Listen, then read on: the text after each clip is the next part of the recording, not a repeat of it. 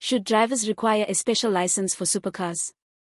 The introduction of a special license for supercars is under the spotlight after the second major collision involving exotic cars in Cape Town in weeks. This follows Nigerian rapper 3GAR Baby's high-speed accident captured on CCTV and shared widely on social media.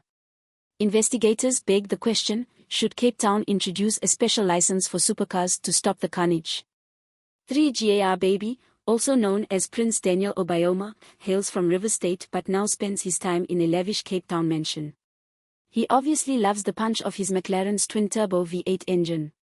Not to mention the sleek carbon fiber bodywork, an eye-watering acceleration of 0 to 100 km per hour in 3.2 seconds.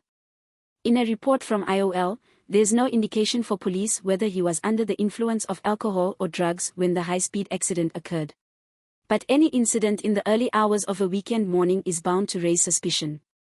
Nevertheless, the prince is clearly not skilled enough behind the wheel to handle the supercar's 420 kilowatts driving the rear wheels only.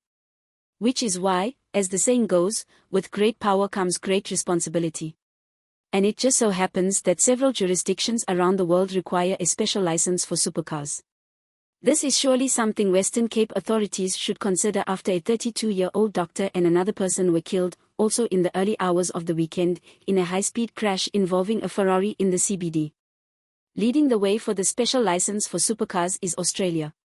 States like Victoria have implemented graduated license schemes targeting high-performance vehicles, known as a U-Class endorsement. Examples that Western Cape traffic authorities could follow are drivers younger than a certain age being prohibited from driving high-powered vehicles. These can be ascertained by the number of cylinders or if the power-to-weight ratio exceeds a certain threshold. The limit in Victoria defines a supercar as having a power-to-weight ratio of at least 276 kilowatts per ton, 1,000 kilograms. By this calculation, Prince Obayoma's McLaren 570S, which weighs just 1,350 kilograms, has a power-to-weight ratio of 323 kilowatts per ton.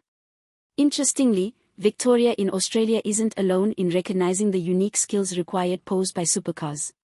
In the United Arab Emirates, UAE, home to possibly the highest concentration of exotic cars in the world, a special license for supercars hopes to reduce the number of high-profile accidents recently.